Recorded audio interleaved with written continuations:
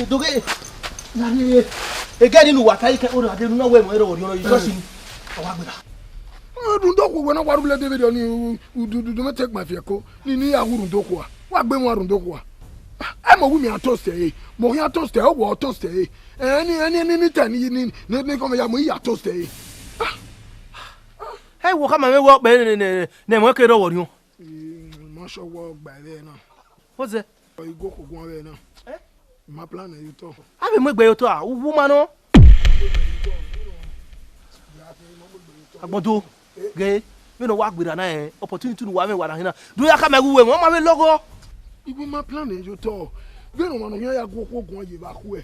Who plan you talk? If you have what a moment you talk, when I am with you, when I am with you, whom you talk, no, me, mamma, me, you talk, but what will let you where to stay to be? Where to stay can me? Hey, what's what you coming now? Me are ready to continue. Hey, Mogo Park or God discover River Niger, or you go the London Brothers or team, honor to continue. What to stay can me? Can we tell say Kivasun? Agbodo, we were here. Walk up me where a walk where Uriane Mina. We mean and go by where Mamma Bay. La no do I come everywhere. I'm a logo. What's the book I am on road? You what when you are? Eh? You okay, about Niaco Bagan. Beverly. Oh, Yarriva. A deep Yarriva away. Where? Yarrow, you quick way. Okay. Well, I go when I'm away. Come on, we are co wagoto. La young. Do you have a now? Come on. Where we touch it on you. Oh, you'll be a niveau. If Bobby could be you are a boy. Herovia, where I want to just on ya. And what am I? I do have bitter way. Muso, about the quirky, a man with your who's also the film. That's the way. There are more of you. Go to me. Well, where I go, I'm at when we are co wagoto. La la dinner, Yala, the Bonula. Yaguna. Mammy, we are dead. Why not work on Google? Mammy, bro.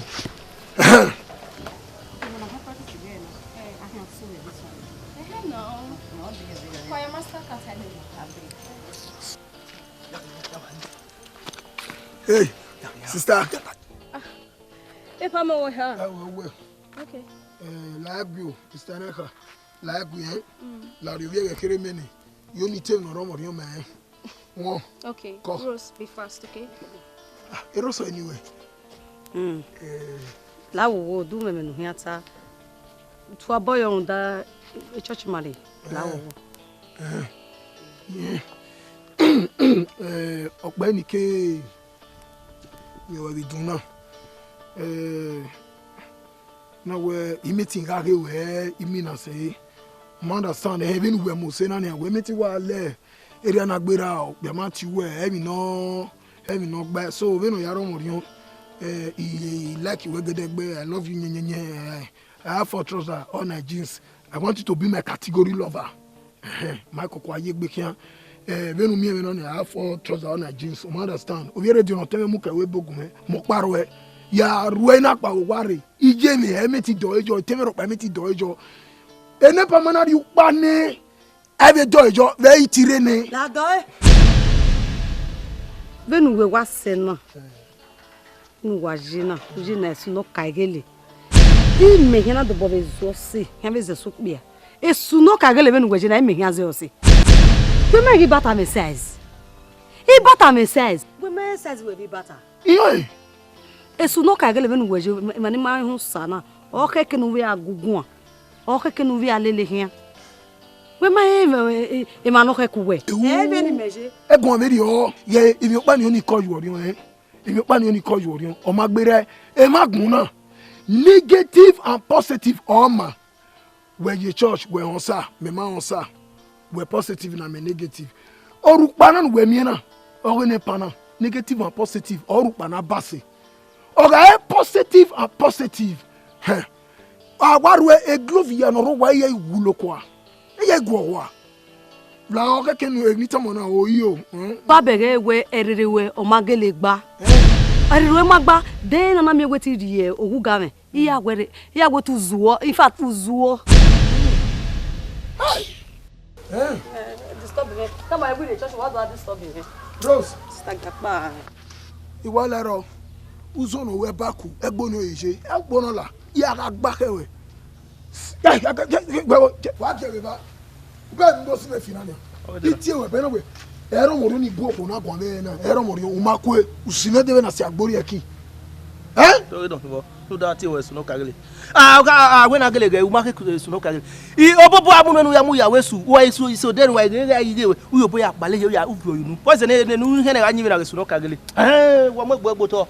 Mo mo se no. We ya gbo go ba agilu ani teme na rebo mo radio ni kire. Ayelu radio DVD alu egera. Petraze ne. Do mo. Ati se oni be to ni do be la ori. What do full egbu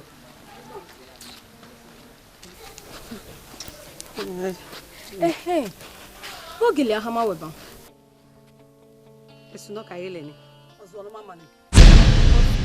Esu no kagele dani. But when you make a girlfriend in, imagine that. Can you imagine? We what esu no kagele. Oma we no get girlfriend. Any year was in we na ati ani ne. Emi dana. Okpe mu we mu dia ahama we we yin we mewe. Oma se no he ya ati ani. Emi dan. He dina glewi imu egbe ne here settle down. Here marry.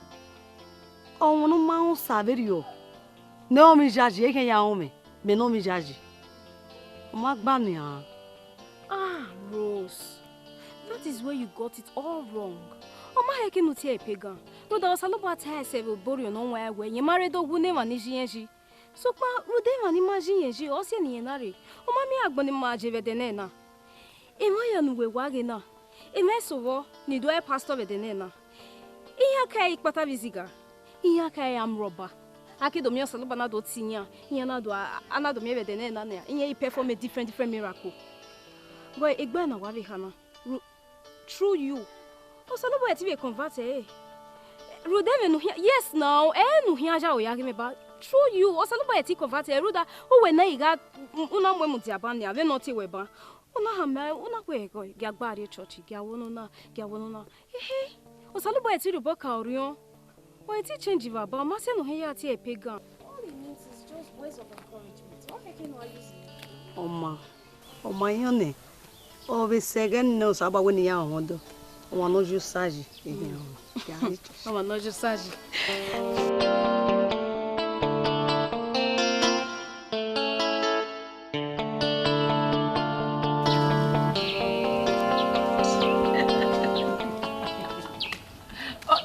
Well, me tell me better. Yeah. What's the best of one week when Zanya was bad? You they do waiting they do. But how you? Oh yeah. Damasa. Well. E pate de where dey? Oh, Nadia. Tebata.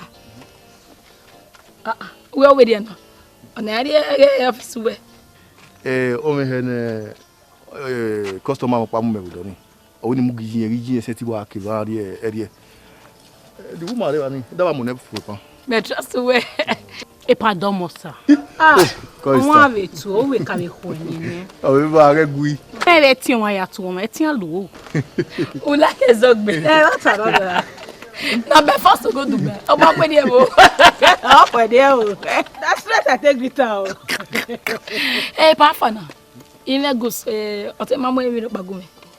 O to gele ka wo me bata ni atevio gbo, but o travel the Germany, we are Germany. You have your ministry. Pa o no. Uma vio. Na vio. Gus na vio ni me ya mi go me our business.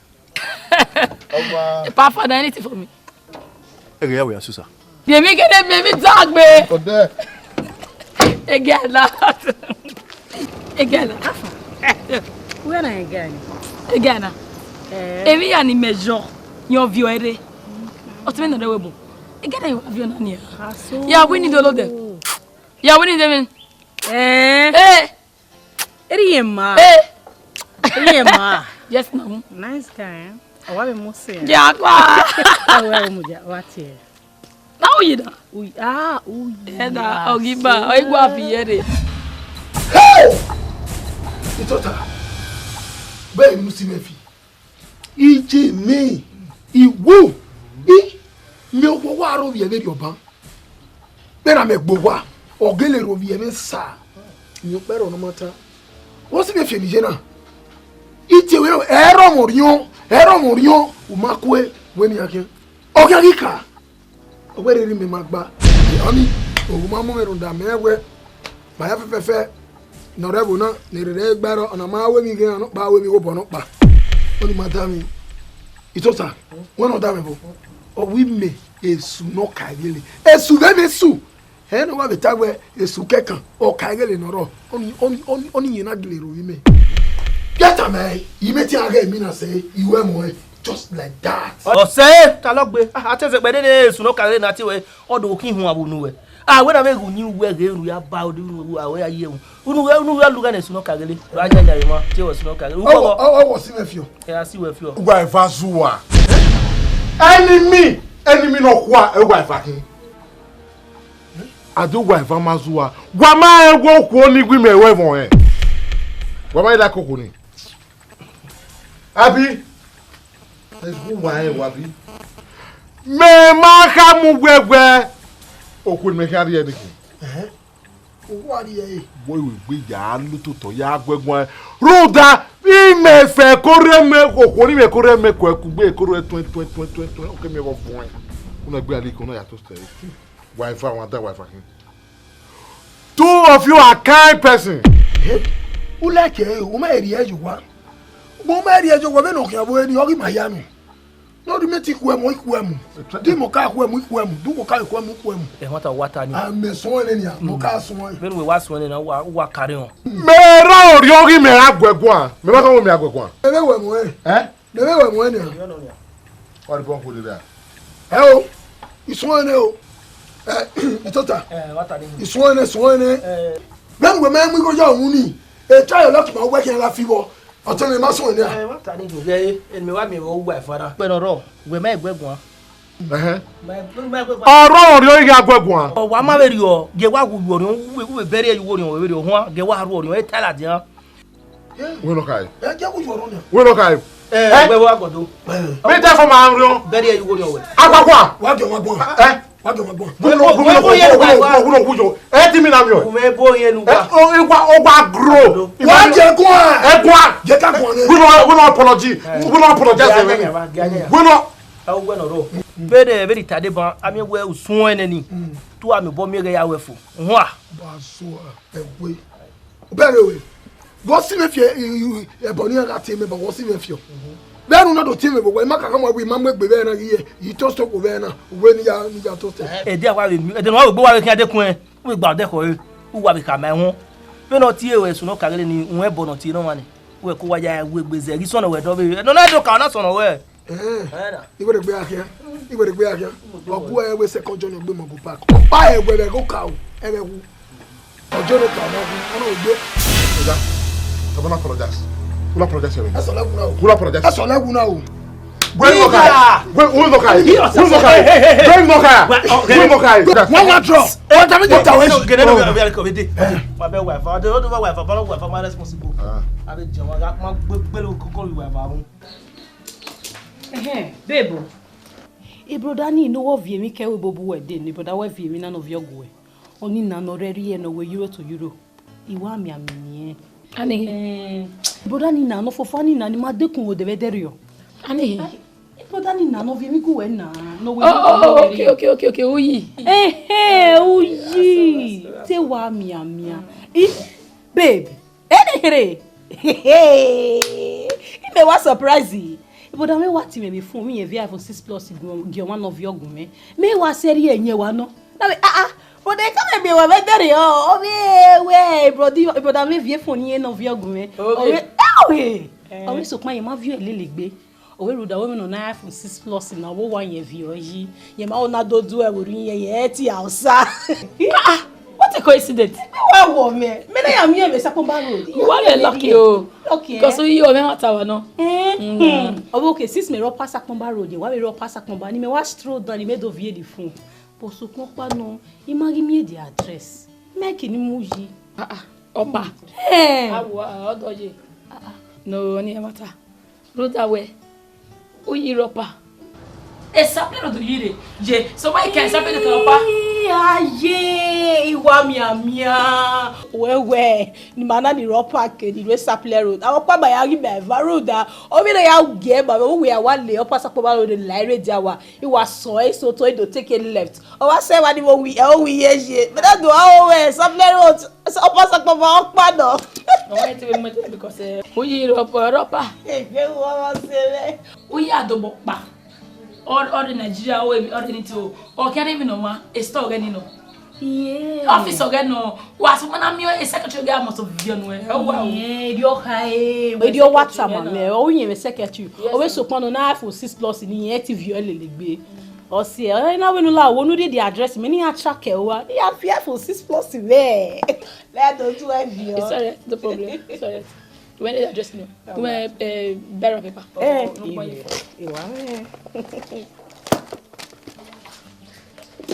Imagine you best one of your giving away. Hey, I have 6 Plus indeed. Where I go let me that do because everyone say officer not deliver me. Hey, you take her.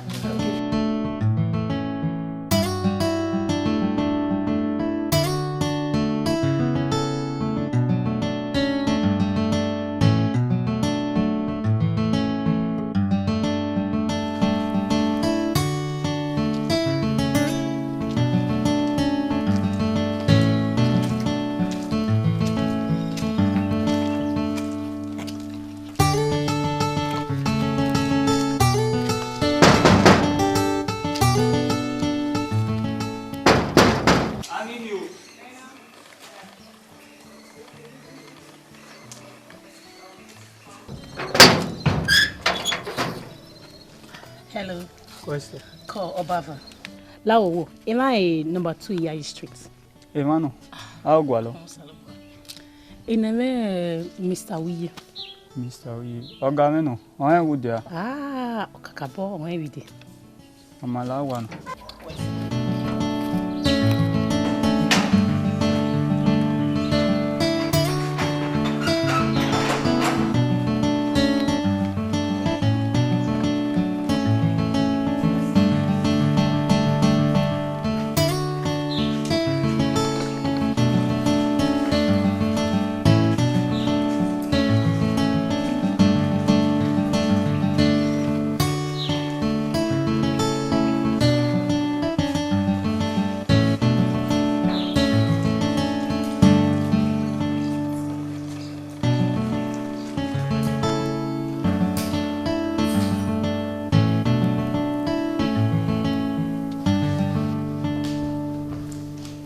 Mr. Uwadiae.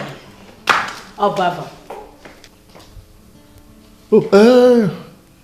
Oh yeah. Oh yes, sir. Bao ni mo se. If it's not if it's in the car, my way can be before. Of course. My you. Oma, the other day me work Ebony. Ebony now. Oh yeah. Oh yes, sir. Don't. I hope all is well. Kakabo. Well, we must say. Well, see. Ebony o tama we must stay. Na e o wa we. Mana am wa we. And now okay, my day man, we are checking. This me limagbera ni make na do him wa we. You say man, I don't find that me wa we. Oh, nice. Well, thank you for that. Go yo. Anyways, while I run now, mommy be do we. Tomosa. Here's a Hi, Baba, la o we pena timi we gbe. O ma make we ready. Efa to go megon. Okay, I think we do ta away one bottle of wine on akuba we one. My wa make it already. Anyway, no problem. 1 minute. We'll call you. Down. Yeah.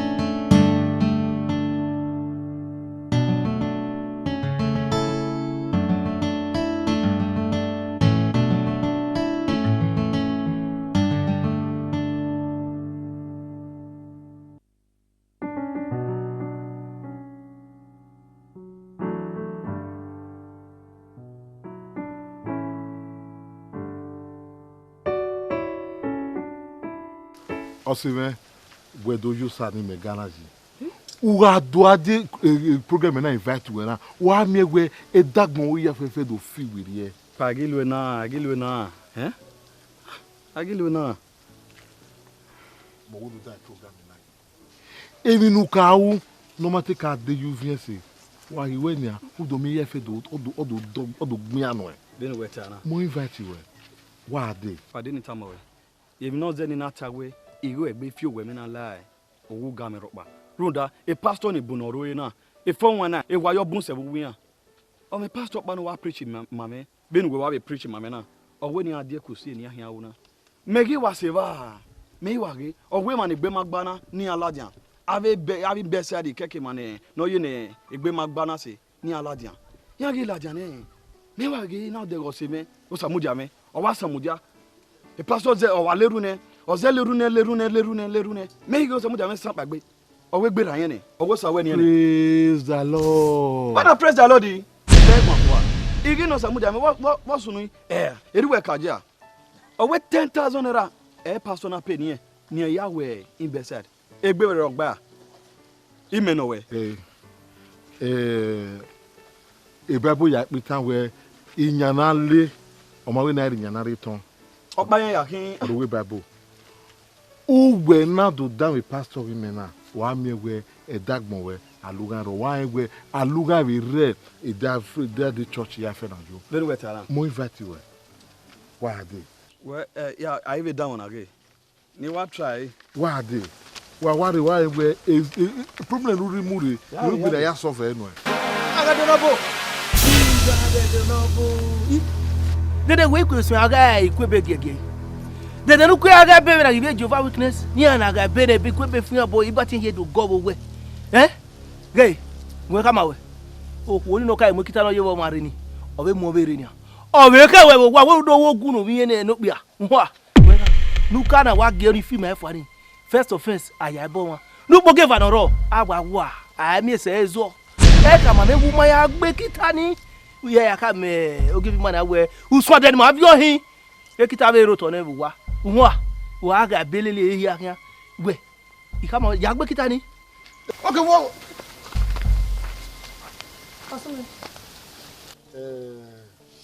Uwa gua. Me tutu we preach man. Oseme no. We again ni me mana e yusaji ni na ka ru wagbon. So iwa wa we la won bo, wa we de we, wa me gede gbe nyana. Obusu wa dekita wa yi gede gbe, wa gbe ma wa we ri o. Ere me me yusaji. Supo me ya yusaji na na. Ina do me egbe ari na ni ma ga we gani. Ere mi no keke. E na fi we ri. So you give ma gbe do su oni na ka ma we no. You say you know, no going back. Oh, no, why, Hosana, no, we don't make a key, we're waiting, we winning. Avanya na dani, we winning. So, Mam, we hang out near. We are Burumi no ma, in Navasuena. Very only, I won't also no second way, or making a second year, you near me figure. Understand? Yata me under a Bible with Tassero where 2 or more are gathered in my name. Ogun wa gogun wa gogun. Ogun wa boya se tota. Ogun ya se tota gbo e. Gaga gbo ni mi progress wa ki. Enemy of progress. Umorima. E jagbon la gba my progress union. E o ku abi. Umorima. Let me aband you. De nu na mi enemy of progress. De bia we. Nu David do come o de we a customer ve me kitare o wo do wogun ni. O dey say na tell ni progress. As did I say you? Make you where? Did I say for you? Make you where? What information talking about? What information do me? Don't try that. Like what? Only say. Matthew near the boy manasim. Only go say na me we anytime I tell me we wa gua o. Emi ya na gua o. E mata no mo ma tell wa pala o. Only go say ma even o wemu me ma. Wa even o wemu me ya ru le pa. No ya mu emi. U va we do wu. What way? What way? Not any progress. Tamame, work at the helicopter there. Huh? On a go where the helicopter don't go. What's any progress, I'm not be any progress, you know. Where Bowa day about Bowa.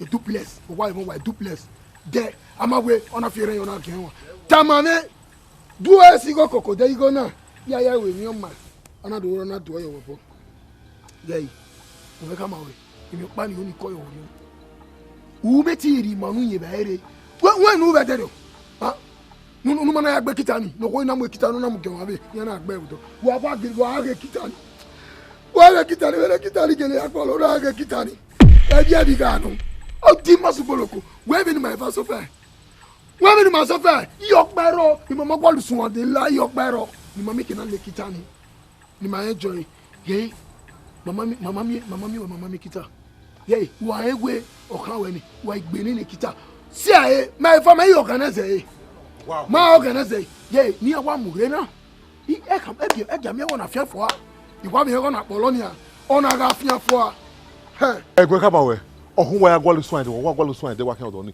lẹ́mí wọ́n mi wẹ̀ wọ́n ni wẹ̀. Anamiegwe again anamiegwe fime erosi afime Holy Ghost fire can get one hour. Ibwe fa eno uke dogun wa na wa ba bigbe. Where? E ti tana be kan na ona afia fo a iso de ma kokko yo to we ma yale. Jesus cover me. Holy Ghost fire if I can give Ajowala or Giowala for them. Holy Ghost fire sago no. Sago no po we me ya gbe we wa. We sago. Meloka gisago. Meloka gisago. Usago da me. When sago e here. Where kukuru loka e sago e here. Where kukuru ya where kasanya e here. E ma ya hen ya. E ma boy na. O be ya gba. Ma be ri ni kukuru bisago. Hey, go come on. Hey, ba. Kuma tona mawe salobo agugu kayo ni o ekitana na ogwo kwora we mutena na ogwo gele polo ona na mana be na kuma gbe ni my fa organize ni mani ama we nu gbe gbe ni mani mario mana bona ku usuwa de ni masi kokoyo to we ma yali una time working Holy Ghost fire vake kan wa jajo wala ye mu gbina agun wala wa bushasi ba mi o ba enwe yakpe wona bi ami o Gekita na fia for we mama. Gekita na fia for. De tele ne pokele ne gbe. Ma we ro mi boy ya we na o keke no se. Okay. Je bo fie ke bu e no a ma hu salokwa. Isago. Beni e fa we ya de ni isago we gbe ko yin be. Gbara go yin fa yo to. Te Holy Ghost for de no so ene church wan. Ra nyanya won. Gei, we no ro we gwa fia. Ya ya bo. Du gwa fi na agreement. No da makabe we bo to logo wa binu vi to gwa e no hon water ola no go okora guitar meji atiyan we alilo e wa gwa le mi do gida to gbe do atami mi yan aware wa kama iju no kwa kwa mi ni o wa ti yo abo no mo kitari ebo afie ke gbede no ye na wa mi e ko okesa.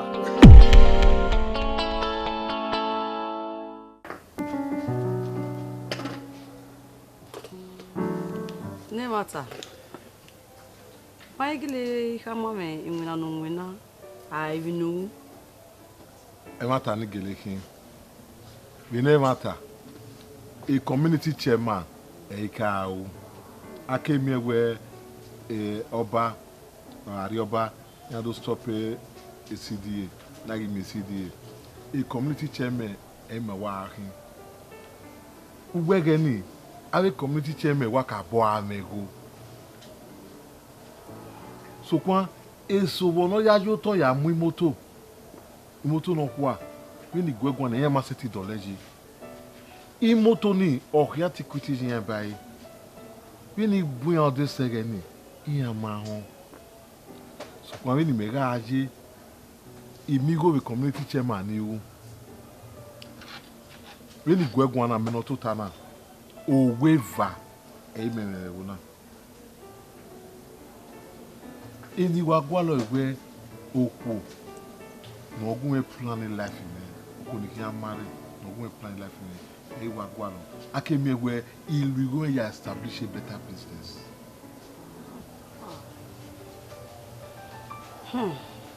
Why ya wa gwalo ewo Rose, without you, am I complete? How? Eko me kama me we okono ogun yanyi okay. Runda even ya fefefe no je get do ya full housewife. Iya gwewe. Wa te munyi me ogwewe. O mai fi boya me no rurude. Ama eku we ko ere de. Udoni cause marry me.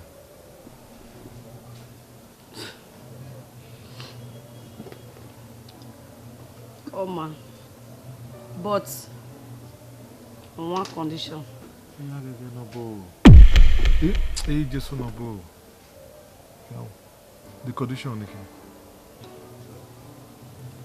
Well, when I wear now, they won't be judged in my hand. I love you, Kegbe. Okay, we marriage. And you have a cave a pastor me guane. O me kina mo yeru. When my way have mo yeru. Kimi Kevin the pastor rita. You have a good and even the pastor rita, my hair with me. The problem is Rivani. One good no run, no bed no run. To what became a video. But honor the okay by you. The problem is we are not using be me I will set it is in okay pastor ne when we are with a pastor it is meant to make have it time we no kaka bomb room na no have me was warrior. Okay, prayer warriors. Okay. The church ni have muru we call ni ya you saki Jesus ya no he see go ma draw go ma ko ni saki Jesus ya gaga ya we kan mi O ma video ni fasting na prayer wa no. No read mama bring two come don't take see the wife. Anyone chicken. Abeg bring the meat come.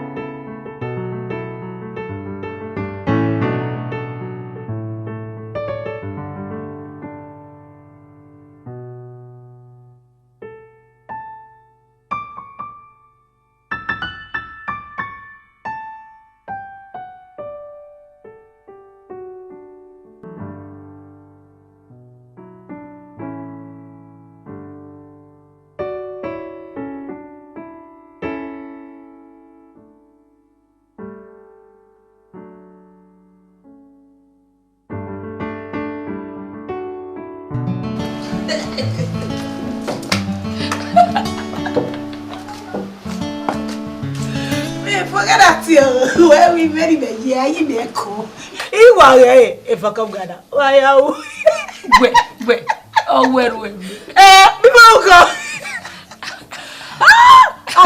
yeah ebony in my gele gist we Hey, what a sup. Iye ya mi uji. Uji when now? Yes, That's good. Iye ya mi. I follow my phone. You know ya vie, I for 6 lost not even very boy. You see wa, ebe wa wo ni. I all lucky. You can imagine. And our mind na dey gian how lucky. But before then, on our way ni area number me. So that whatever have a good way. Me making now stress be my dear. So you what you for you view based on everything now. And I exchange a number based on sharp girl now. Where in me I see you now. And I exchange a number. Hey, my sister. Ye 40 uji tie me. Go. Evata. Uya. Wa very za. Uji tie me. Oh, you know, this is that, Erimose, blah blah blah. Every agwe me seti be gallant be. My sister, keva dikpa. You know what? Gear toasty me. Oh, gear toasty me. Oh, mama, ipa be one. Me don't know sha. You know ipa be one. Me ne mi agi right now. Yeye me ni yawe. This one smart skin. And I know they make it in yawe. Go. Yo. Do. Ayo. Take what told you. Not no matter say. Ilare. Etere no wete to we mu mewo. O ma mu mewo. Oh, ma mu mewo. E when he was on we, he make on we better. When you understand, we are your car. Eh, we are your car. Eh? Calm down. It was you got for. Calm down. Where? We ma go we go. Go wa get us in. We ya traffic get e beg me ya. You know when you view bagwa o, nya gewe. Omudia o, I me here gbenu ya get us in na. Go no ma so to beg no. We na go me na. Met us to you, God forbid. Who you are toasting me? No gear me. La egba we no ma like me o ne. E ka no la gear no e. Wa go toge. Ya toge. Dare. Ebi kebe nuri ya o be ko e. Amo e bori okwo ne. Ori okwo ne. Moreover, a boyfriend webo. Wa we boyfriend me. Wa me yo. Ija. Mudia. Ene ya feni we ten la pon la wa. We mudia ne. Go egun meta ma we. Uyi o akon ri ku ne. Iku igbe 7 o ma kama ro pa room da no we gbe oyan to. E mata. No we gbe oyan to. O kama na we gbe o si ai me. Ira we gbe mi eri o se. Ai le gbon wa ba e. I dey come be say. O ye tutu. E dey na. Oh, mudia nu we tell your boyfriend me. O wa gbon ni. Wa ya o. I'm first class. Why you first class you? E na ke me graduate here. E na ke me first class here. E o vi mi ahi. Third class me here. Me ma year school. E mudia. Ni dey first class. O hiari ye there you mok ma. O di go me o meeting here. Oh, we so do I wait tell me boy ni. E boy ni gog ne. Ya o, na ya worry ya no mu we corner. First class. It's all right. See. But to no be tutu. Me ma go we gun so pon pa no. Ke no ri ya wo. Wo ye ri okwo ne. Guess you ha eve, ko na se wo na se me ve. Wa da me gboege. Imina. Ba ize huwe. Ijeme. Ya ize huwe mina. Ya jeba. Imina ni me we mu tia ho wa. Isole. Me ni wa ku meje. Me ize rule gwa e me gwa rule mina. La so do I. You run pass us. They go. No ya ta ro wa o. Uji agaro wa uta. Odawe ma bege. Fais nonsense non ni. On s'étend.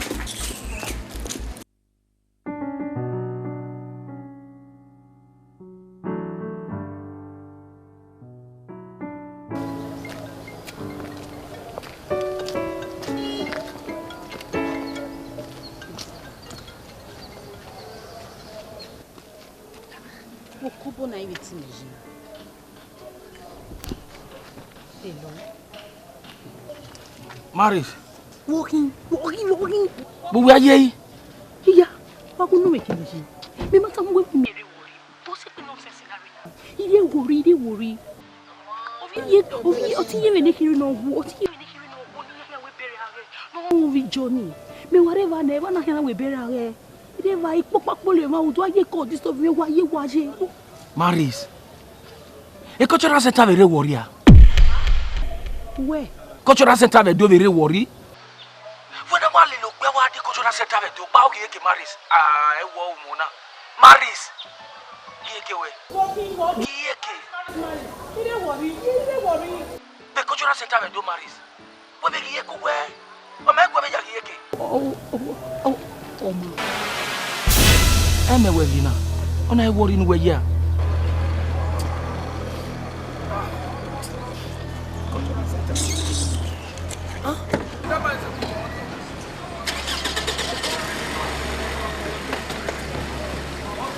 Maris igbe me.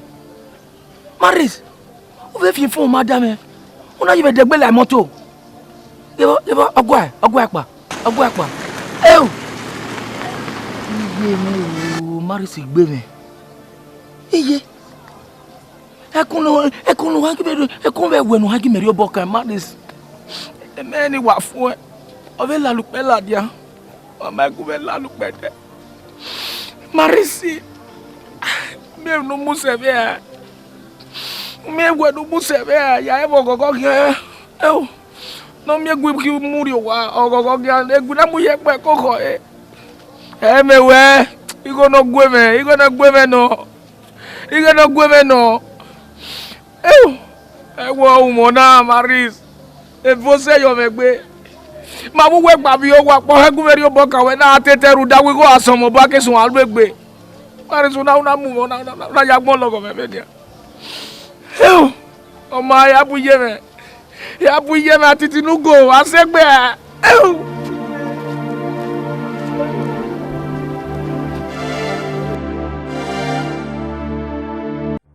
Maris. Dokpe welele la moto. Wana to re. You ma understand? Why Yonika? O mudia o. Why I can wear? Ina le lokpe la moto. O kan wear. A problem when you here. Wa be ge o. La ma kan pa o. O ma kan pa. O kan ni ko me kan lele. Runda. O kan no right to take up a responsibility me. E igwa lo. Ti me nu je. Ja. Maris. Awo, ọmọ be we gugun abi me we gugun Maris. Where you go? Maris. E wo to na. Dokpe me go ve na ori ma we kan me go ve de na ko ya. Woni ya kan me. We ka me fene. Ka fene. O sa we se o ma re don na me ba na. U de bebe awe ne ba bu on. E ba won mo. Wele. Am ya o first class graduate o gugu na. Won ya go na ya le.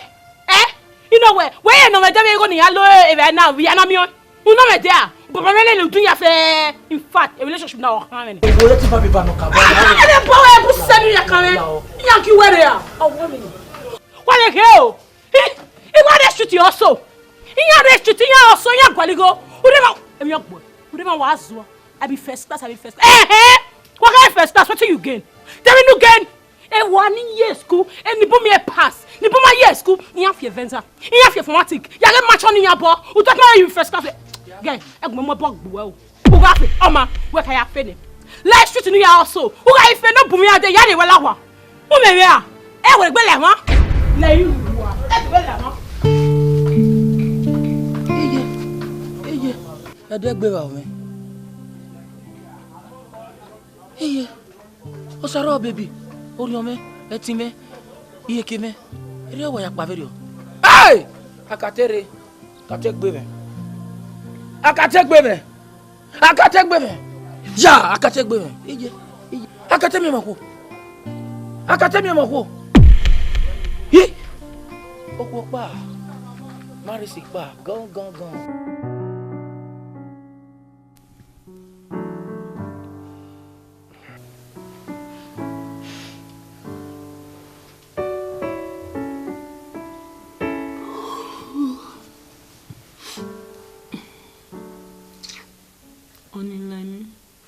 Llore, ¿no?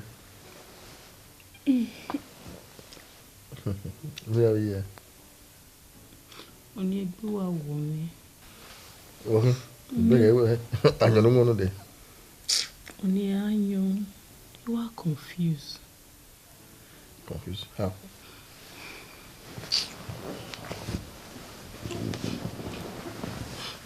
Oni ore me wa weye. One would time I walk our way. Oh, you may wear then I wear a Caterian in Yannick Borea behave. You do here, way. Here I read now, here I look, guess him, here I we might use and dump people, here do bar. Here I say, Wobon, I do at no be out to a land stream machine. Would you mean what am I really looking at me? Only love white disappointing. Runda, how a woman you are men, oh, you are wake be your. Only love you, way. Listen, now. Again, when we are give it where the man plan everything I dump you where. I don't know where we are about. Most of the time, if I don't spend there, there's no more to kill back bad me. Maybe that we can day name everything I dump you where. We have been together. The only thing you must do for me, you must play the game according to my rules. Yahweh, Yahweh, don't try it. Don't enjoy it. If you can cook, we don't have any problem. What disappointing me. Give you a love you, I miss you. It's okay. My ticket, I tried to book online, so I worry. Probably between by Friday I'm back. No problem. So you have to do your degree. Hello. On we have a year with her.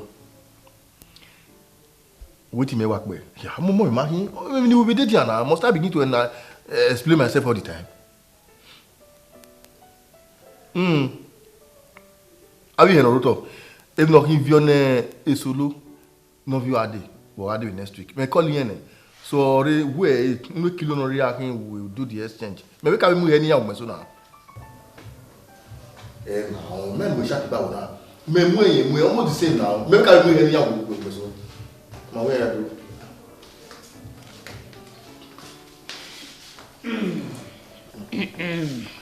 Baby, marry true nena. Yeah. Since we're true now, we get lawa. You got hockey binano. Make it now yourself. You know where you carry last in there. Why we last ba? You must get do na fear. Last door, you make a massage or see. Oh my way when I been a go.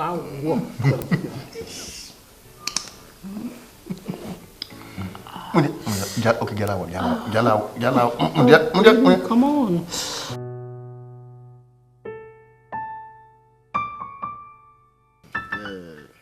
Otemo Bokian. Rose is one of my best members of this church. She's the most dedicated member I have in this church. Yes, Iya Gomaku. So every time I hear me your door, that would me brother, you know who you way. Search your out very well to see if you are really ready for this marriage. Pastor, also me na rewa na we na na. Ike ka bo wa mbugbe. Imugbe na yari e. Di me ma mbugbe. Me ma rewa na. Ni wa ka ma we where we ni wa go egwan na. If family we wa mbugbe village in ma can traditional marriage of. Mbugbe. Well, that's nice. Well, if you say a wedding date in Rose, you'll get back to me. Okay, Pastor. What's it, Pastor? Brother, Egu, now what are the name on it? Yeah, I want to discuss with her. I'm going to go. What's it, Pastor?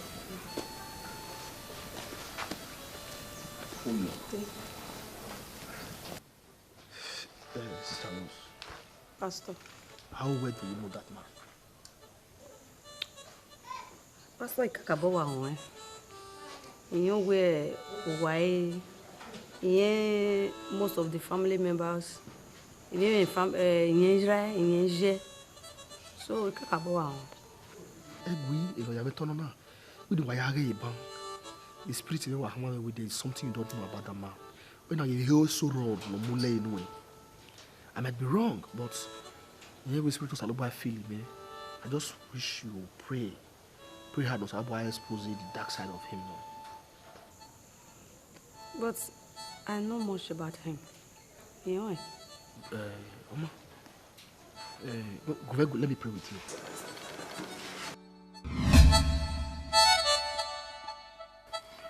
Hey! I don't walk waji. Yes, I walk waji. Oh, Me mama where are you go one go TV Zago say we no go give you man a day you know. Where you only talent where you only talent. Anyway, talent on what demo. Even know what to let on no harala don na what demo nia. What demo? What demo? What fall in mu na Canada. They no robber. Don't run my back. Say I go ba mwe, go ba mwe. Iye ti la wa kata open ma. Kata open wa. Umera. Umera ti no open your eye. Eni oni wa koju orun. When wa le ran won woje. Wa le ran gbere gbo bi arun we. When na wa be mwere. Wo ke be mwere. Wo ma kan me. Wo be no ya ra oni ene. Runda me ni etana e mataro. E me ni tota tana e mataro. O gota. O gota na ra mwe. Ugele yari ko. Mabe no wa yawe mai to wa wo kan no we a Christian yin to wa yawe su yari ma we su wa yari ma su wa mi ma na enemy e ma kin ma u yele le ma wa o ma nya ma e fa pa o gi ro kedere ade ma yemi gwe a no ari o ma o ma na we break enemy ma break onu se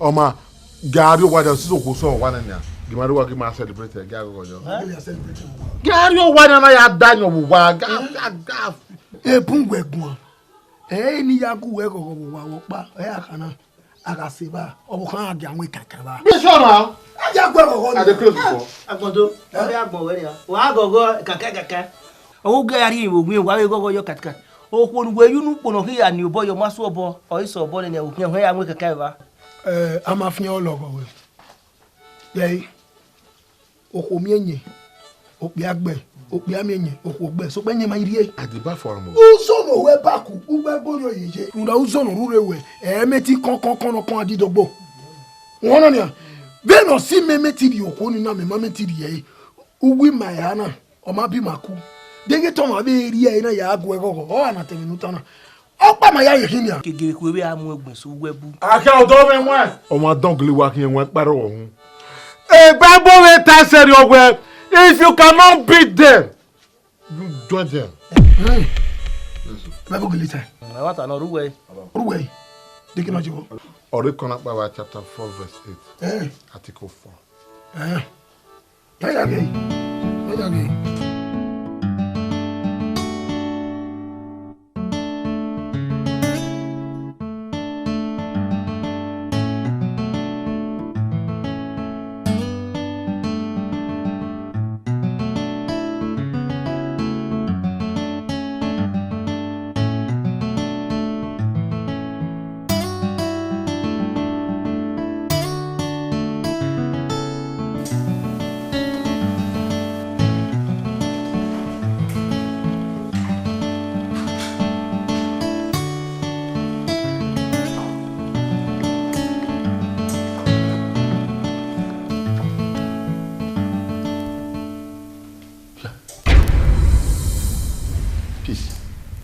How? What matter me in Nigeria? What happened surprising? You may call me time no with ya. Matter more with in Nigeria. What when I surprise? You can't take good time away. Tama you banu ya good time away. Una se me, una si wina You there? One good for nothing girl. Oda me gbe. In Nigeria we very now me. Ewiri. Imam mi gwa kan. Da for me no wa. O je le wo wa mi amele baba na. Eri agbata O je le wo wa mi anu se ya ni ma wo gba se. O se ni ma gba se re wo ni ma je wo do ni. Okay, abi mi go ne kere kere be ko ya so mi una na be ko be je na. Wa gba se ni o gba se na Utobi ami mi okpa na mu e ma ka wo Iwuna ni no we una be ja na be mufo wow. Egba over my dead body. Except sunu. Me ti ara gbon. No ko we no dori ewe yo bonere. Esunu. Awa. Gay. Ogi ye no ga ta we isolo of yore. Whether they worry. Okay.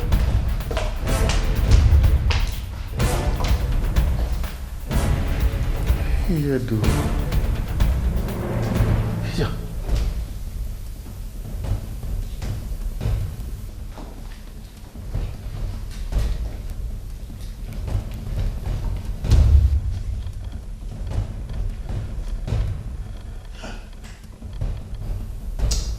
What a glino, only woman there, one will back here. Honey.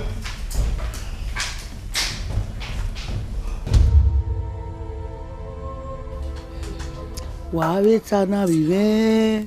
Yeah. Oi boa viena. Egbe meton. Bonyo egbo. O. Yeah. Ya tama we na. Meta mo bia meta mo ko. Ko be. Ose vive, ose. Ebi no ri ya ton egbo on ke no fure won. Ise o. Ise je. Go egbo. O. Yeah. Ya tama we na. Meta mo bia meta mo ko. Ye we order for me. A train station ga vie. Megu waro do a. Eso po wo do. Order for me train station ga vie. A train station na mi o ina muari o wa. Ye beno love na. Ye mori e yobo. Mori e yobo o baba na wigi yo e o. E mata. O wigi yo eje. Ije. Ose so. E gana da sunu je. Ime no sunu. Gumegwa. Aga viene. O ga teri o wa. O zolo pa gbero wa. Na iwa na je na je. O ga jo. O ga ri o wa o ki o pa ere. E ri o wa. Wa ni vi e yo to ga comple. Yan ma mi o wa me. Me na je o, ime go bi ami mi o pa. Obi mimi na me ka won je omi omodo je omi omodo egbe meton je ose onu gwa ori gwa keleji ose bi me ni wa to tawe na ni wa fi boko akara egedi na omira bibieluwa da izi egbe ige meti aro weru gwa wede na wa kedo eti nwa latian yi omo bi amimi o gbo wanyoji e no ton me gbo bi me we to fure ose mosere ose won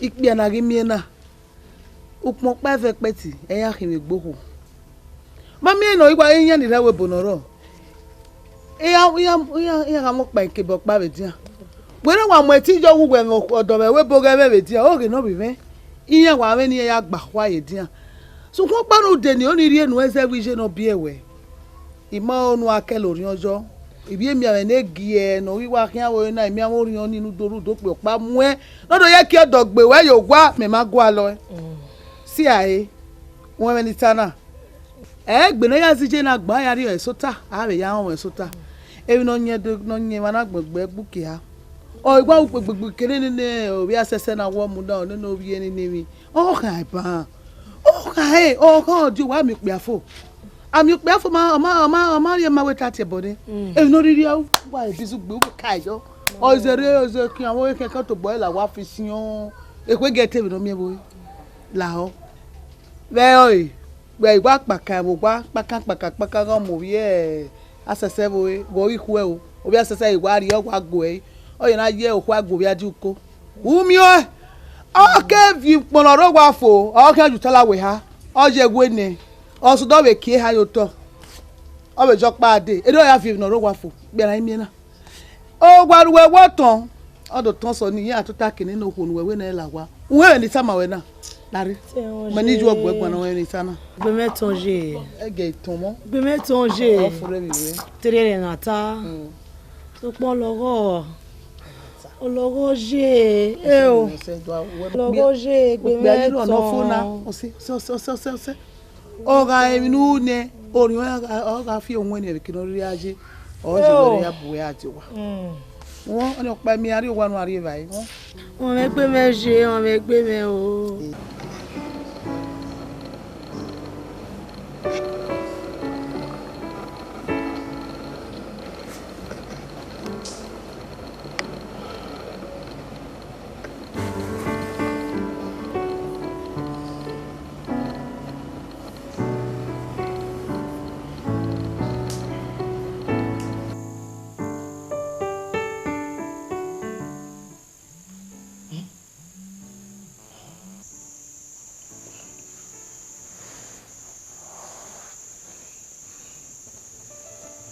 Hello.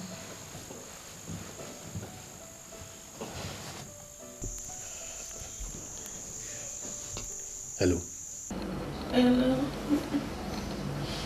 Hello, Niobota. Where are you? Where are the money? Where calling me back? Where? What was it? Like the Marare, La Lula, Denido Roshimari Hospital. Eh, be my head, Sasa, make a car. Only la Woriate, when I do one.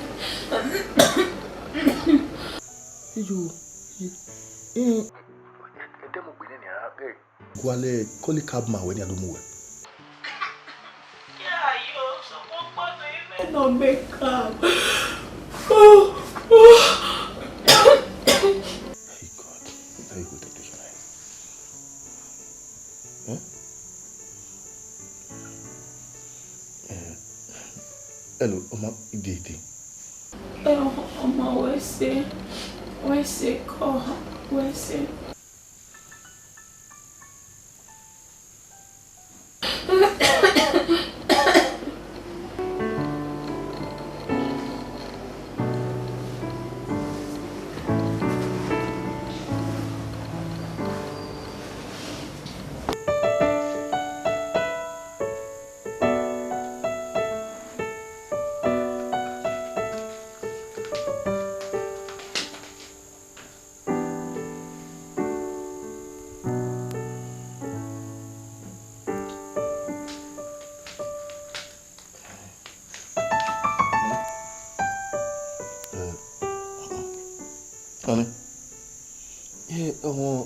Osi mo pa Timothy ho gbe mara be o mara o kan je so kan ka ta ba o gbe mara je mo ti re oria ni lawo nígbà tó gbe ro sha hospital eni ma mi kai Imanye o now wala dia when we get ma we ne now we get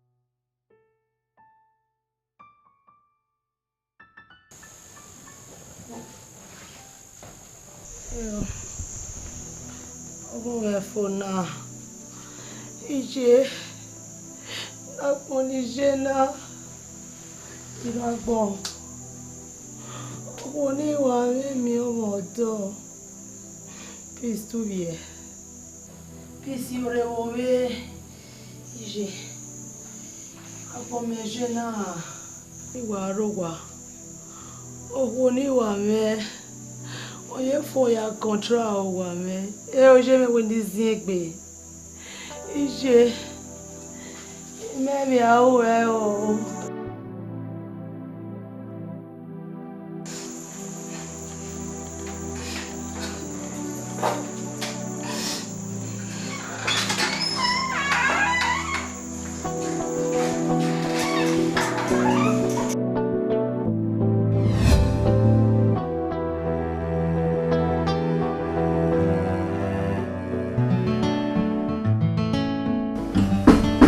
Lawa open. Baby. Lawa. Obehue. We are here. What do you do? What am I going to do? Yeah, they are me. No. Tapa will come over. You are disturbing me. Where is this kid take about? I only say you van no tiramisu was here like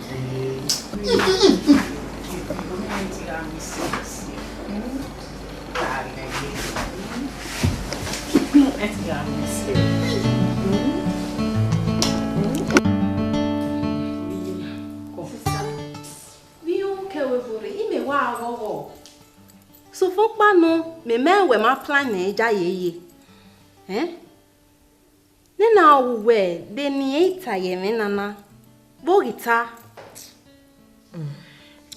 Oye me. Ìgbéyàwó àwọ̀ mi. We expect to work here time. Ogbege dia. Till now, we may mute to every boy. Aro ne. Amata. Sister, we are here now. We are here, Mother then. Imede you Mede ni hakia at all. Aro ne. Onise. Wesiemi ya enime. Rewona na wajena. We worry we wasi ya. Koyo. Kwesta. Na no ege me do mu me de. The school we me na. Wa musi. Now yese. Gele da ate squat esi ami we wa ye won we no wa musi na me de ko no school. Sister hard work you well on na. We me even know we. Yeah, you tie be sha o. Our mom ye be. Sister, we me pa yo worry. Opia uganwa. Imu elelegbe, ime wa kalo kian. Mo do ka ri o. Ati be, amo je be. Wa kalo we se dai.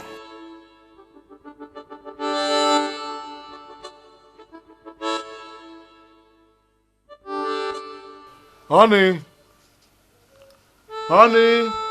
Mary do.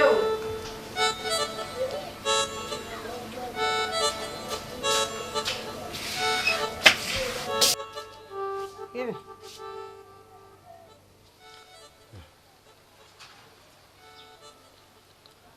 I think I can't go on. Original kaka, original strong one. We are not here. Keke. Now. Why keke yao? Okay. If you ever worry, man. Fever, I want to go for work here. I will look. If you work here, so you are turning your route, making a one. I want one on our your class. I want to go. Ine route egu we samay. I may say it with the chemical content of we route ni.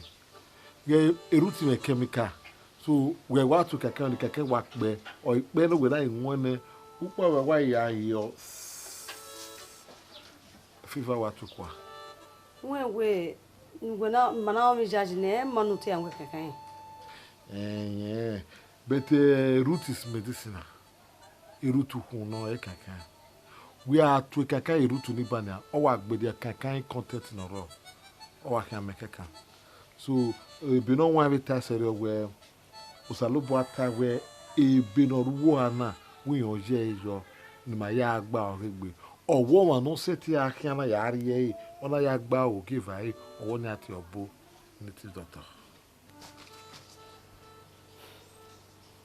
Oma, ni ari go.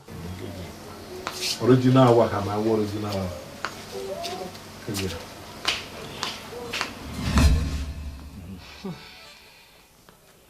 The minus of the 200 euro you worry. Okay, we that 10 kilos. Okay, 10 kilos. Without a woman in the one where you hear it, Padua. Or tell my to call it. Oh, no, it's a cat of my way now. You hear you from Tona.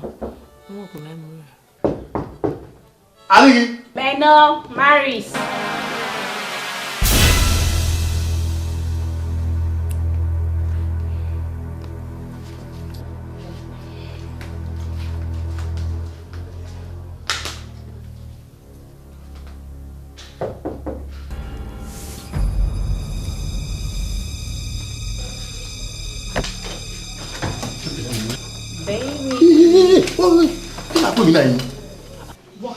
No matter what walking around. Oh, how around? And so. Oh, Mudia. Oh, who are Look at all. Hey, Doi. Oh, how around? One year demu. Demu. Oma. You know, record. You know. Who can't tell me who may work barrow. Or my Magbaro. Oh, Oma, it's all no dumping. Oh, low in now. Why dumping me? Oh, you can't wait here dump you. Just that you man like her. And not barge into person uninvited. On what you should have called. He may barge into you. I'll tell me he barge into you. I'm sorry, maybe slip of tongue. You have to allow who even looking. You call you when they tell my baby can be but allow me. Huh? Honey me. Oh devil. Oh try. Oh, but they go no so on him. No. You might like it be nonsense now. You might like it, yes, stop.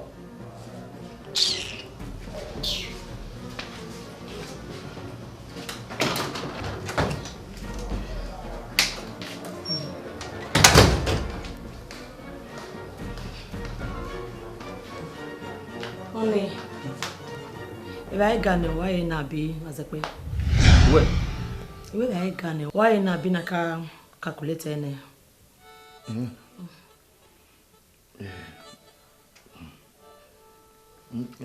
Are you nah, Abi? Okay.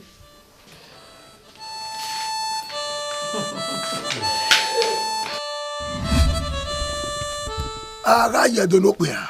Ehin. Wato. Ogyo bosobo. Wato. No me we bia tian we ba. Uga ivina ya le jikege ade. Me te wo kwafia fo na ge. Ayi mi o. Me. I be sharp guy o. Bona, ime ya vie we Ghana must go.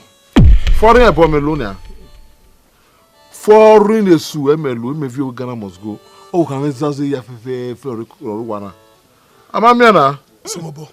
Okpu akun. Why ya? You have your way sack back. I'm not the bed. Ute your folk believe you are. Ah, sawesi. Ozo mi like kan ni yana. Na la na agui. Ni me go yibo. Mate uwe wak ba ne ge. Ade imi yenye wo. Me. Hey. O me we emi na me aya gwale mi na me. O ya we ya la church ya gwalo kan me. I don't see an you go so in the car now. Ya dey me wo kete dey ade. My va. Ma wa mdia. Wa wa gba mi ma. Ima mu dia ma elu mi. O wa go. Emi wo ma begbe. Me yi te bere se ni me ya dey me wo. Won na Ha, I will. Jesus Christ of Nazareth. I want to hear from Mama. Waya. E ba we na fu o. E go ya vien we luggage yan ma ko. E be no yi na me otu ai we gbe e bo na gogbon. E kita be gui no le kian ya so e kun so to viore a ye gele. O gbe ma ilu mu se. Oh, wo we ni me awe bi me. O ma ese. Ibu na kan ya ku so to den. Ni kan mo ni. O de o pa we ya do gbe ouko ni su na wa ko. So wa gbe na re ma wa transfer area. Iri emi we gbe sun e. E o fie we die.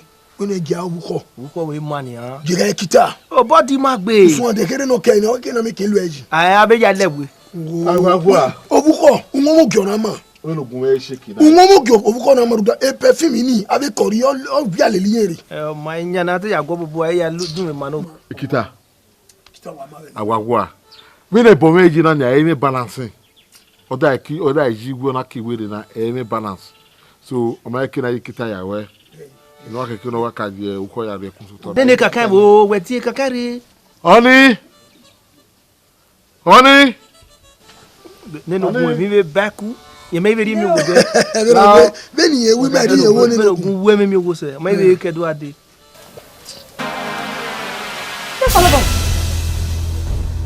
Ena ko mi ne. Ogun no. O sa pa re se kana. Ta bo to na abi e bo to na. Ona no gbe na wo mi. O ma ra o o bere mi o yo gbe gbe ne ma ni. Be na kun mi. O bere ni ma ya chop. Me bi na imina. Imina je do ma e. As you can see, the bono. Holy Ghost fire. Holy Ghost fire. Bow your head. Bow your papa head. Bow mama head. Bow your head. O ye gwa. What to go so that? Ugbe ogun na bere no. Who am ya? So me we Holy Ghost fire again. What respected boy. Gay in no so na we tia ya you la me na. Yo wa no. Okawa ubegu bia awe na wujo enyu wa imwe We ye wa. Ugbo ge fa bo Ogun na pe ni jo. My sanyo yo. èmi ló bẹ̀rẹ̀ wà náà náà wọ́n ta sọ̀ wá èmi wà kàṣù bí kàlákà kún mẹ́ gẹ́gẹ́. ugbe enu wàrà ọmọ gbéra ẹ ọ pé àná òkú náà ọ bò kánú kéèké náà rí ajé ọgbẹ́ nìyẹn gbére gbérí èmi ògbó ìmọ̀nù rè. Ima riziku eni a. Eme na tae. O ko ni ma wo kan gbe. A riziku e. Ebo igwinu wa. Ima ewe nu wa e fi o mi. So mo ga we ni wa. Awari o iziku. Ah! Ebi ogbelu wa. O ma ko won o we ni gbe afi ebo na le tari o iziku ma wo ko ran yen do saga. Ah! O me. O ke mo ga mo gun megbe. Are you using my juju against me? We are going to be you boy again. O mo do so we kan lo bi me. Ebo na fi battery ro yin. I want to hear this ebo ebo na.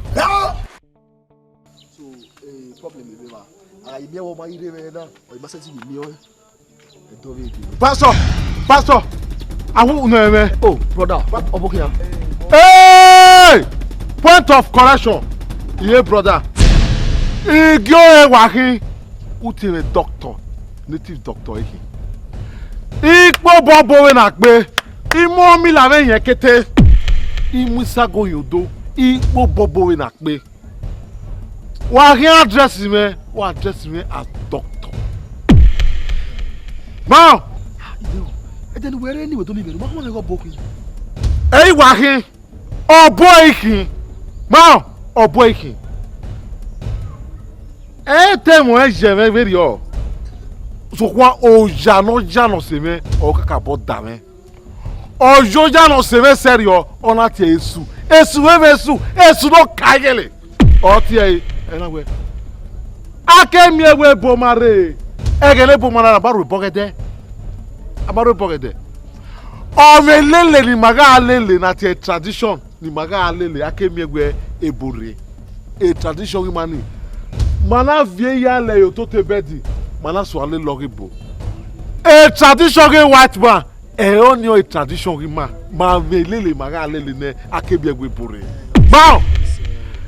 Temo ejeme very o. So kwa unyi to mo segbe unyi woge noga anyi ona ti oseme esu no kaigele noro na we awawa Brother ma only say point of correction I we gbe team brother kimi we fian ohun we dan wo ge we try no imi ame obukan me no imu go yo ohun ne uga we nu we ni tinu mi en ko na ebo ya fefe olele mekia ebo panya ilo olele mekia in do see your church na wa wo ri ogwa ewu me church itowe ma wene ayi mi ame ako mi la mure to ya mi ame akwakwa ebo me mi e we tu lo kan do wa wene wa o ko wa to ya ri egun e can you imagine Sister Rose we hear that the man ali le at the church. In a way, spirit in my way, I agree. In a way, there's something about this man that you don't know. Nevertheless, I know you know, so I'll buy it you. If in the case I hear worse, so here, I'll buy you finger with you. Where get bother away? When you high, well, why we so Madam was sorry. We were playing low.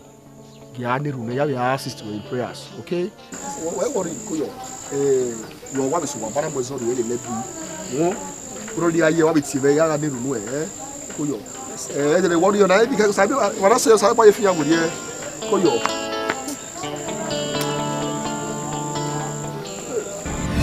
Bro, say manala.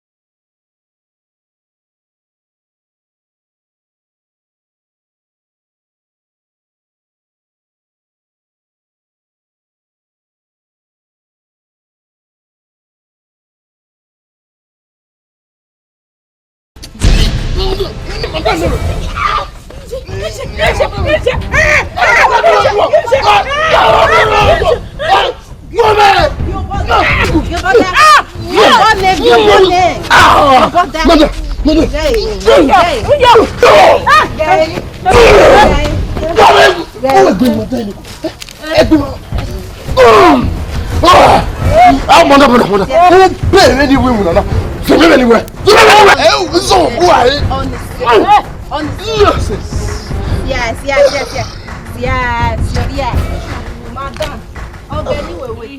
Guy, le here we mi na. Uwe mana si o da fence sta me ae. Nor however thou. Re. Nonsense. Guy. Then your panic. Oh my God, so bad. No. Why you won't die? Why you won't die? No gbelo keko de. Why you won't die? Eh? Nigeria no re wọ́n fẹ́ ko igbele. Oni. What sunu? Ena no weta na. Don't use that low voice to pretend that my mind waka. Get go tamawe. Oh, how many the magboko we? Una have the boys two me wa. We are gbe again no more pa my ever. When you tamawe dania we hospital. Oh go, you feel nobody knows. Ege sunu okwe police get lare. We wa koki we ko manya ho. Kwa we family we war we. Not me. Oni we ati believe me we. Me mo boy na no sunu me no sunu. Then you don't stop it. Ime no sunu na, imo bowo. Uma ever always stay away from Uyi. Don't Noela!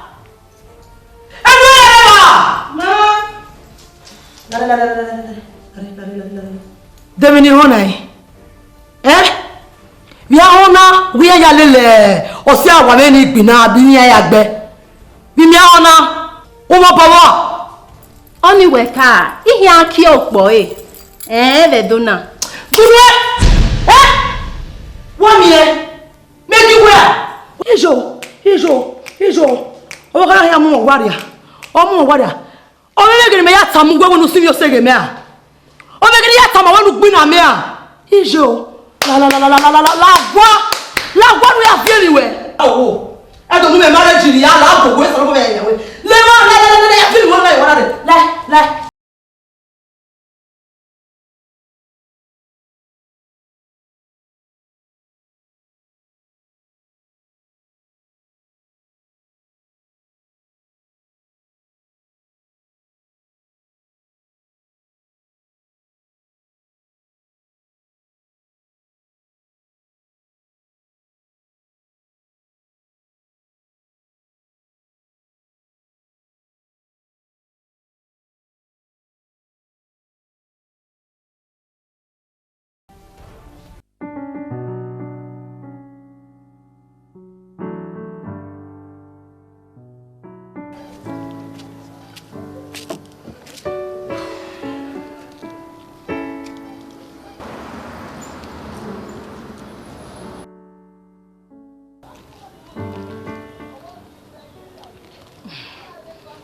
Semeko. Call Obava. One more say. What say? We are happy where? I agree. You want like Ukmona? We might we do a radio or maybe tell us say, you know. That way, my do it tell me say anything. One more so. I agree. Any more peace. Anyway, Maris. Nice meeting you. Same here. Yeah. Uwadiae, I was carried away. You know, we are nowhere to do now or maybe to say. Oh, yo.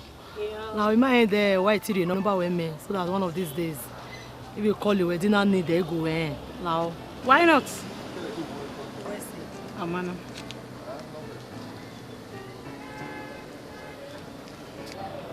Where's it? Same here.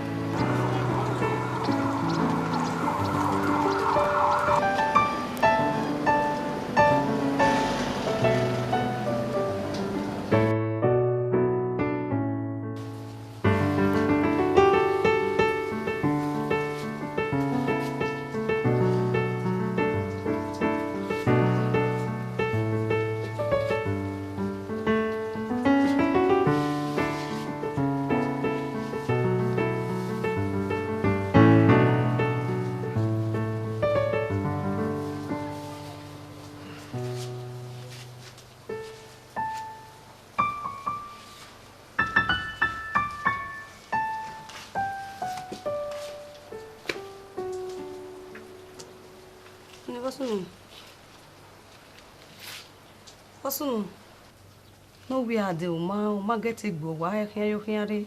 How am I? When was soon? Actually, no was soon. Again, I received the chairman. So, a community of women, by the neighboring community, and do am as okay. So, as though not to lead to Ibina no kwa. Who would be nani?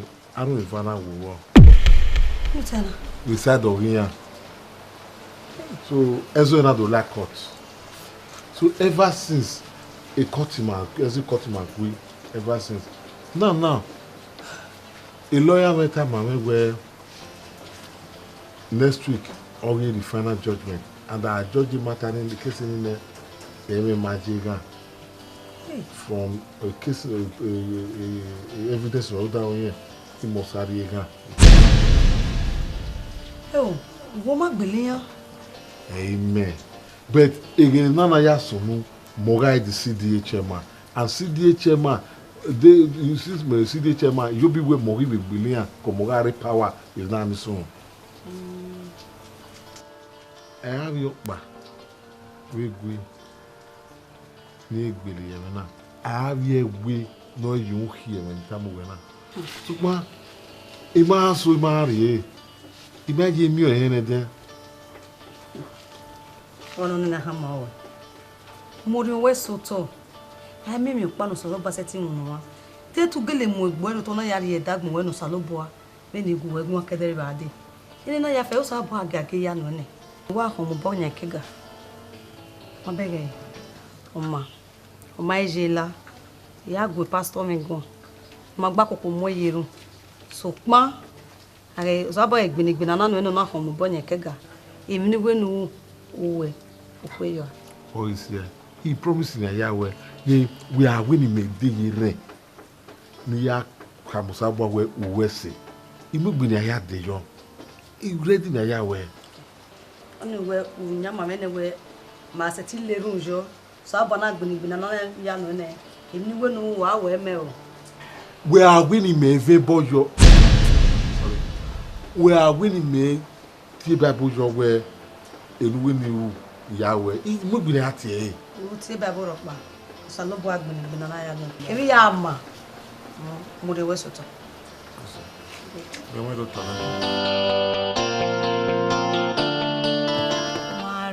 Maris.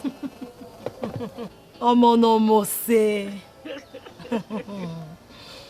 Listen. I really have to thank you for everything, your assistance. About your name was so tall. About me now, me you want me a good fashion designer. Niya eti Morionya. Maybe have a panel, with Africa shop be me, have customers, my friends. Yeah, tired now we are good designs. Oh man, you want we marries or ever man. You want you the measurement in way. They need you go no. Who are women? We see. We see kakabo. Iya, oni se, o se. O sa we see. Ni we na pon mi na. Mo keke na pon mo. O ye da. Ro de mi ya fe no e wu me. Gawe po ave designers no vio me to ibata egu. I mean no one na we wa luga mi ya fe. Oni emi ropa. Eni dede emi ropa at all. Ko yo. We see. O sa we see. Oba, e won egbe we se la. Tell mommy, like I want to know a little more about you. Like your love life and what you do for a living.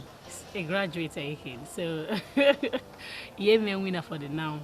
And I'm a girl, yeah, at least you're straight.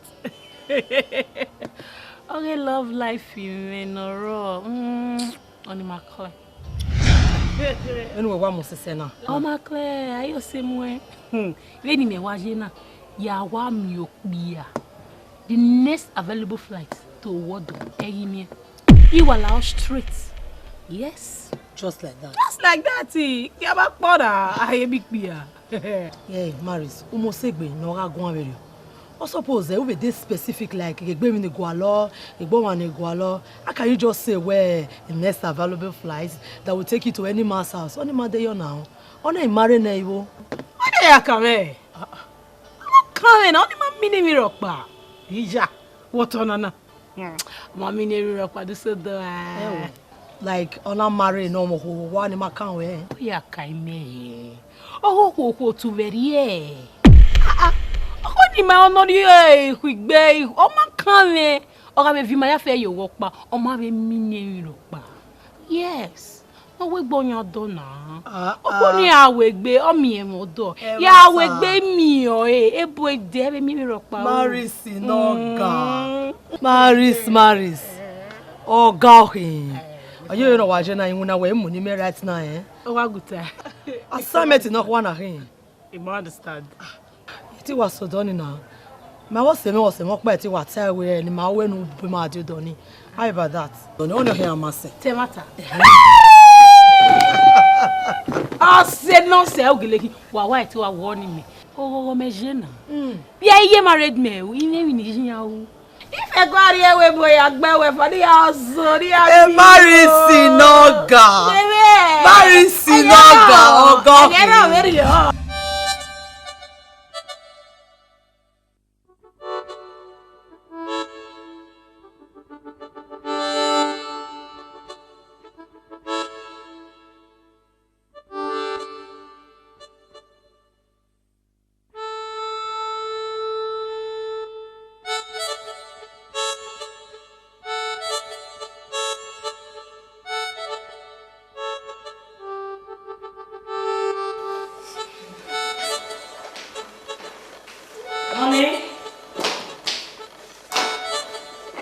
Honey.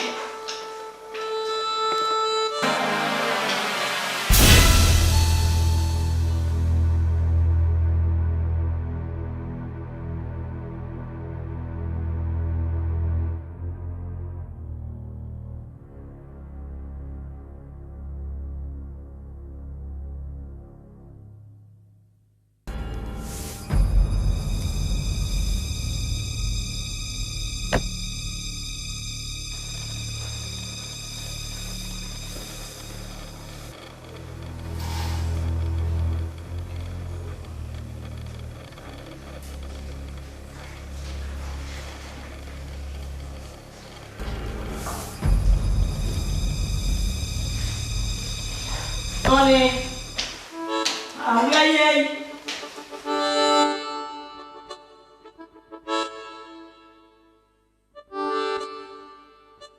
Honey! Hey! Honey! Honey! Honey! Honey! Honey! Gume koko. Gume koko. Gume koko. What's on na gume gona? What's on? Hey! It was a court. A judge Uwadiae office. Or where a case now has been discharged and acquitted. Hey! Imasamawe. Or when you are we may zo. We may zo na gui. Thank you, Jesus. Or we kiss you, we close then. Sawesi. Hey! Hey! Thank you. Ubege mni kama we. Ude mni kama we. Imasamawe mi me pa no salobu ana setting wu no ma. Hey! Oh, come. Okokorie. Egwerie. Egwirie. Epepeyerie. Elugwerie. Igbele ya fefe. Ye ma seti kaka ni gbe yan. Hey! Oni senior e. Wewe osaba kedo gbini gbina na no o ve me we emni rere we no wa nwune kesi na wo awe me. This is the time no here we me no. Una yi megire. Ave bo we ni ya fefefe. Awu we be so ni na we ave bo ni ro pa yin emetin. Emni ama setting wu no ro pa osaba na do we. So ya ha me pastor me no do via we bo ni yo wanare. Nurupu saluba no mame kina la owi mana. Ni mame kina ama la goda ono so no ma. Hey! Apa we do ga gun ewu. E a we re bo we ni avia we gbe okoko no kulo ni avia we gbe gun we alive opa we wo. Waje keji. nu were phone we nu we call pastor no mu 911 dey. No do ya via weni on ware. Iwe ya ke. E meeting me ya. Egege. Oya move. So Sawasi.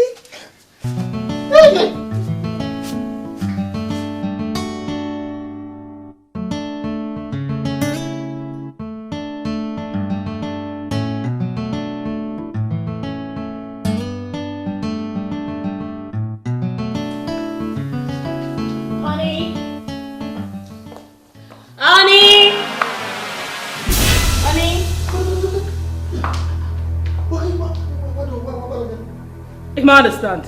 Where any car? How much out? I will be text messages when we miss me when you are the government. Now we where are they? Me. Hey, mommy, well. Must you didn't mind people that message? Well, wait, when we send it. Honey, me no send the text message. Peace. Marriage, no.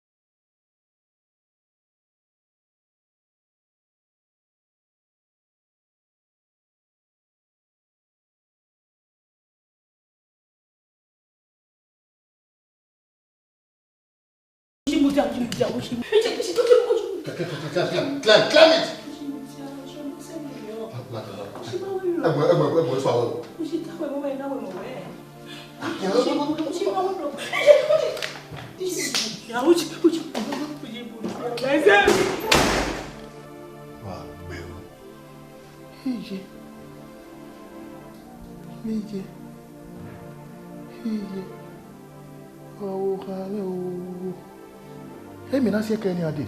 How more you go one?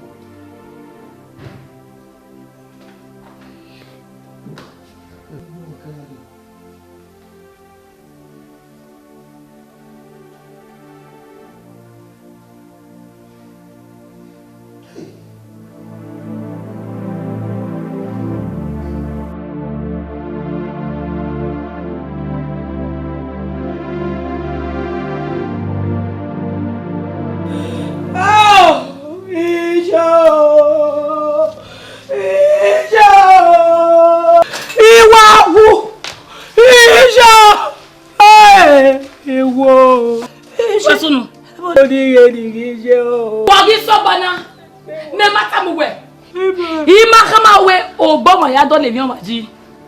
You but why don't le bother you where who wa we already made. Who already made. Who that again? Arioba my US ni. Ari scholarship in any America we je, America not your way. Ooh, shame on you. What a best suenia. What was so why so ba? Why so ba? What?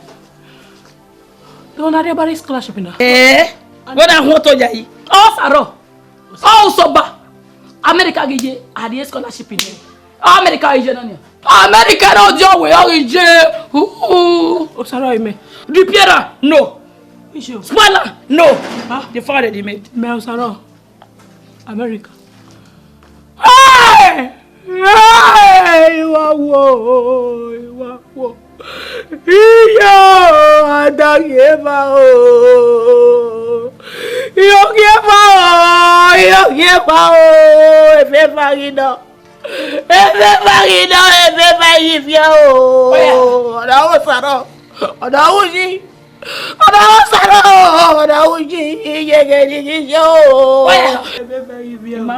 what I saw busy. Very busy not going to what say. Very well walk busy not what say you know me a text message before the very audio one. Igi so wa ebisi gi mi wa ebisi owo kushi iye manaji avec pa iye na kule e na whatever wa okay no that no happen why you do like that okay no ya ebisi ma over there okay no babe Hey, so.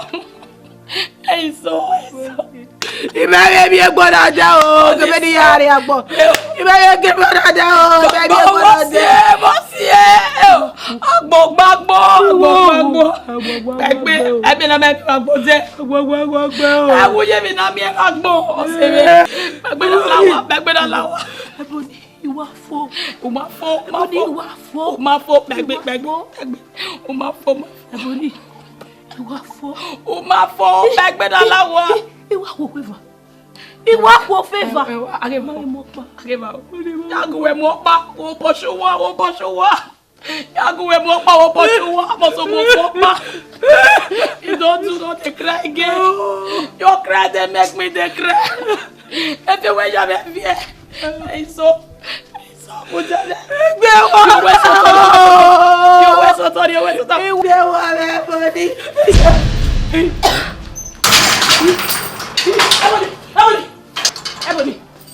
Ebony, me no. Wagwe.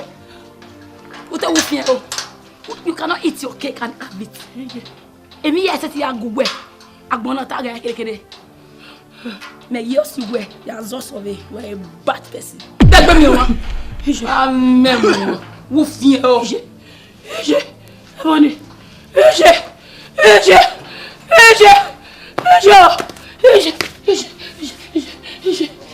Alegave.